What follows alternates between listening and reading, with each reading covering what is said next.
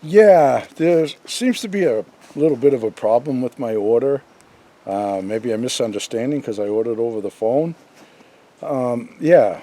I ordered two fearless goats with an F. And that's not what I got. Yeah.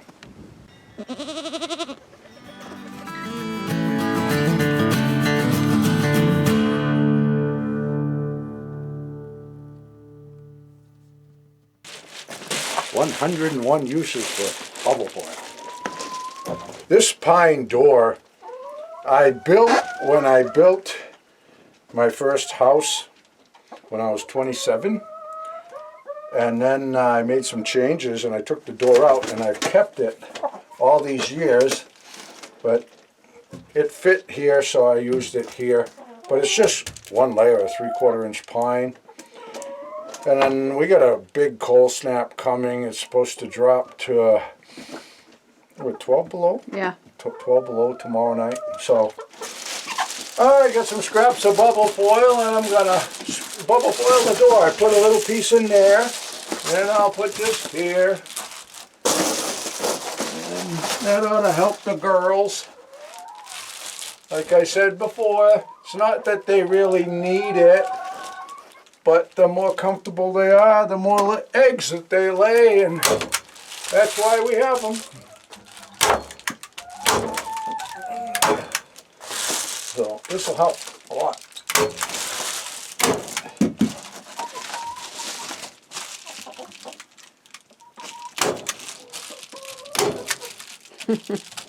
They're all gathering around you. Yeah, man. Critics. They're doing all right. Gotta get more staples. You want some goodness? Right here, look at this stuff. Look at that. Oh, boy, that's better. Tastes better that way. It tastes so much better this way. Doesn't it? It's eggs. Gonna make a fried egg sandwich.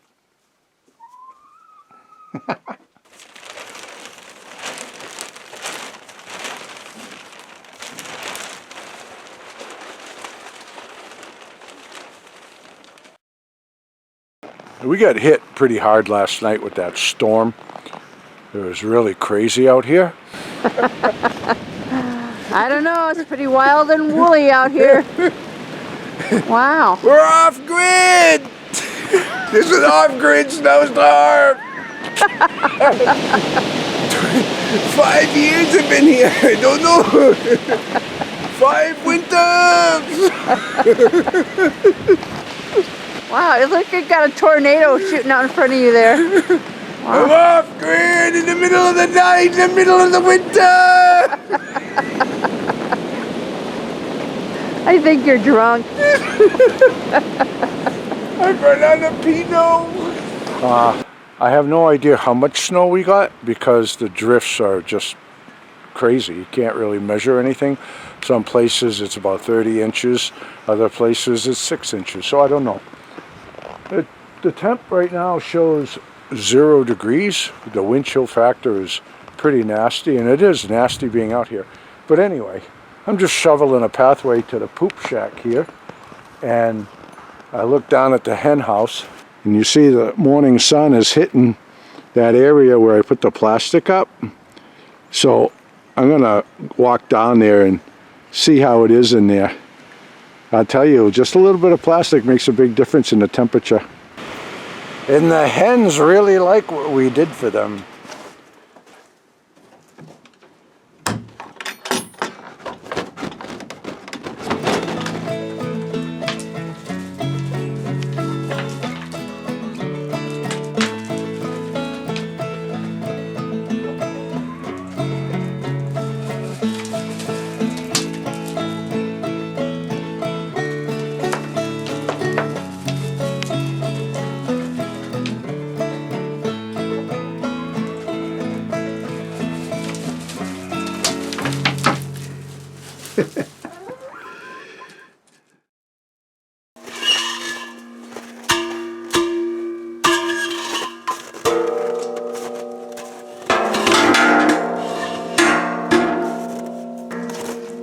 bit of a problem here this morning. There's either a issue with my freezer or the propane regulator or something else. But most of you know we keep the propane freezer in the shed here, and we have the propane freezer for obvious reasons, storing food like everybody else. But we had bought the propane one, I think the first year we were living up here. We didn't even have any solar power yet. And now with the solar, on this side of the mountain, we just don't get enough direct sunlight to have a 12-volt freezer. So anyway, the propane freezer, even though it eats over a pound a day, maybe a pound and a half of propane a day, it's an affordable convenience for living up here. It's the more food that we can store, the less trips to town. I mean, that stuff is pretty self-explanatory. But as I've showed before, that we keep it in the shed here, and the shed is insulated, and the heat that the freezer puts out, we make use of, and it heats the shed, and we store our water in a secondary battery bank and stuff in here. So it all works. It makes it worth it. We don't have to heat the shed or store the water inside. We make use of the byproduct that the freezer puts out, which is heat, okay? So everything's been good, and I keep track of whenever we change the tank, and I knew it was gonna run out. Not a big deal in the winter time, but you know, the temperatures fluctuate. It'll be below zero one day, and a day or two later it's in the high 30s, and then we'll get a warm spell and it's pushing 50. So you can't really go without the freezer. You got to have the freezer. So anyway, I changed the tank, lit the freezer, and it went out through the night. I don't know what the problem is. Possibly the regulator is froze up or becoming faulty. I don't know. So I don't have all the parts I need, or at least I didn't think I did, but the gas refrigerator we're not using now, so I'm going to take the hose and regulator mechanism off of that. I'm going to hook the freezer to a different regulator and see how that works. Cold out here today. Well, I'm going to fire up the freezer, and if this doesn't solve the problem, then possibly I have some moisture in the copper line between here and the freezer, and it's frozen and necking down the flow of gas. I suppose that could be a possibility. I figured I'd try to switch the regulators first. I mean, I'm not a plumber.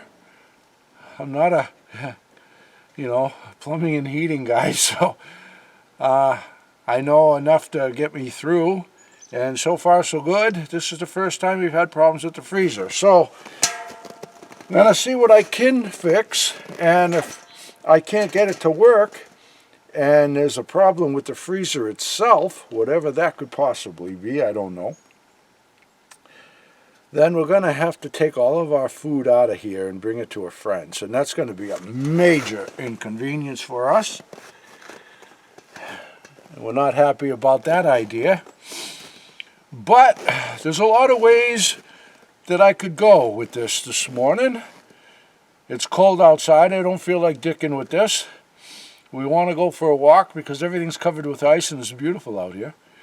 But I got to take care of this. So I could spit and sputter and complain and be in a bad mood and throw things and just be unhappy. I could choose to do that. Or I could choose to count my blessings and look at this in a positive manner and go, thank God that this has happened when it's cold out.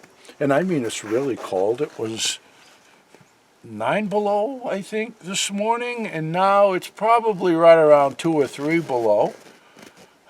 It's not windy, I'm warm enough. Food's not spoiling. It's not 80 degrees when we run out of propane and things are thawing out. I mean, it's all positive if we choose it to be. You know? So that's the way we look at it. Yeah, I pulled the freezer away from the wall yesterday so I could access the back and look at the flame. And then here we have our secondary battery bank. These are the old batteries that we had when we first moved here. And I've got them in here, and I swap back and forth. See, we're draining on these with just a cheap inverter right now, just because it's easy. It's just real easy. We got that with the suicide cord running to that, and that goes underground to the rest of the power system. We're not getting much sun on the panels right now, so we drain off of the solar panel batteries, the ones that are in the workshop, until it gets to a level that I'm getting a little uncomfortable with, and then we just disconnect that, and we run off of this. And then we'll run off of this for a few days while that charges with no draw, and then we switch back to that. I would have solar panels over here, but this doesn't get enough sun either. So the system isn't perfect. It's real hodgepodge, but it works for us. It's not as convenient as we'd like it to be, but it doesn't make any difference. This is our last winter up here, and I'm not going to change a thing. So over there on the other slope right now, it would be so sunny. I bet you it's 25 degrees warmer on the slope where we're going to build. I'm going to get this set up and see if it's going to work. I hope so.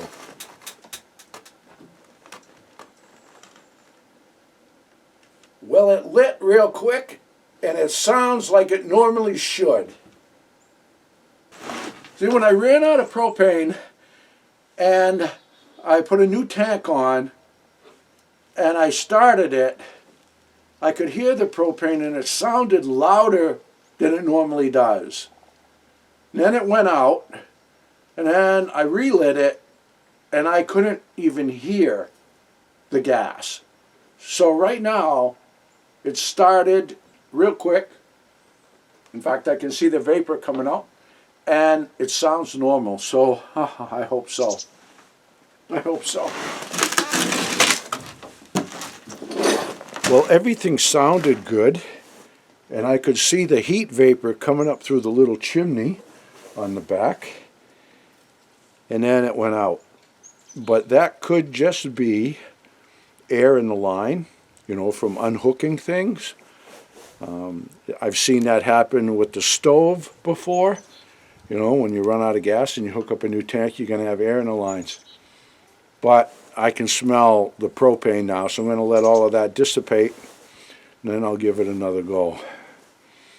I got my fingers crossed, man. We got to get this going. And I want it to be just as simple as the regulator issue, you know. I have birds and everything right here on the ground, like 6 feet from me. All of it. Well, it lit right away again. As soon as I let go of the button, it dies. That's not a good sign. Well, it wasn't looking good, folks. As soon as I had let go of the button, it would shut off. But it's still running now. So hopefully, third time's the charm. If this fails to work, then I'm going to bring a tank in here and shorten up the line just in case there's something, you know, condensation that froze in the line and necking the line down. I don't even know if that's a possibility, but it sounds like it could be. In my mind, in a carpenter's mind. So, I'll try that if this fails, but then if that fails, then I don't know. It's going to be a huge inconvenience, like I said, not only for the food storage, but I can't keep this battery bank in here in freezing conditions. We won't get any power out of it at all. It's not good for the batteries. So, let's hope for the best. Well, it's 4 below 0 this morning here, but it's clear and sunny and everything is covered with ice.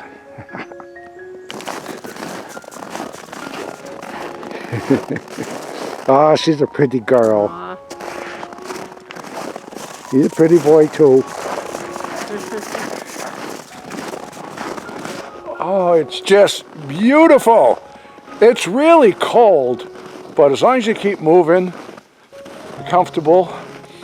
So I think the freezer's gonna be okay. It's still running. Keeping our fingers crossed. So I just overate for lunch there. You always overeat. He had 3 hot dogs and half a pizza.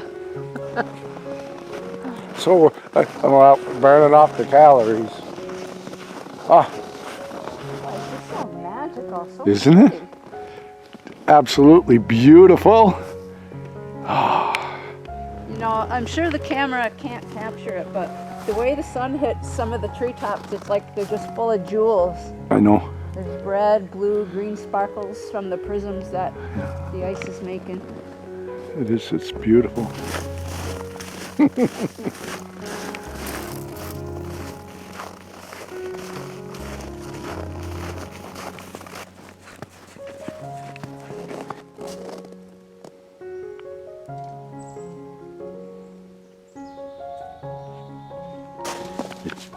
Partridge.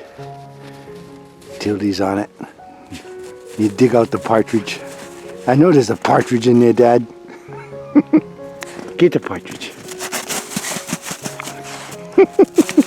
You did the partridge, Tildy. You get it. Like Frankie on a chickamunko when he was young.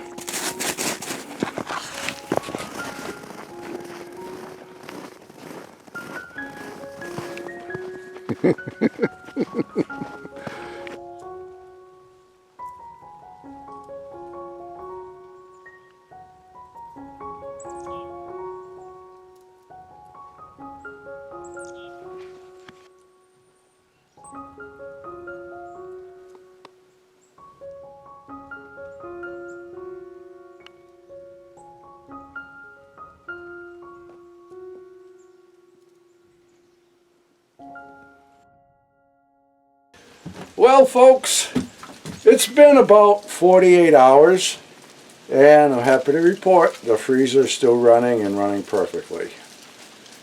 So happy that the simplest fix did the trick. We are so blessed for that.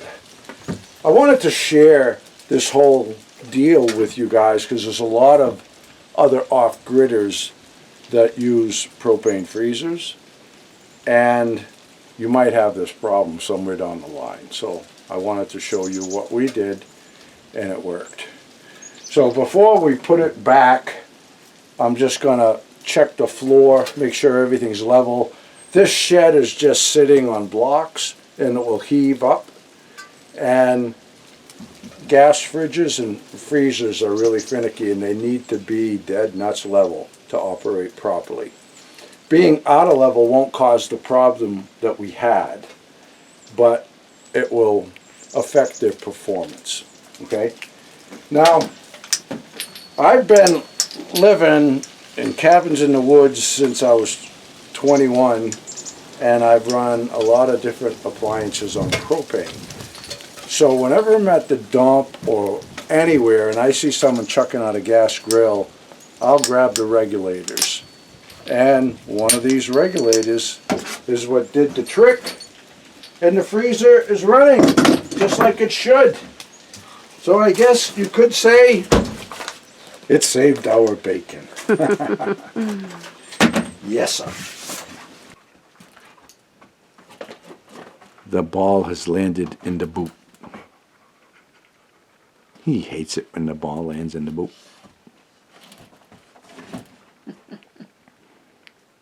The ball is in the boot. I hate these boots. I get the ball. I want to get the ball.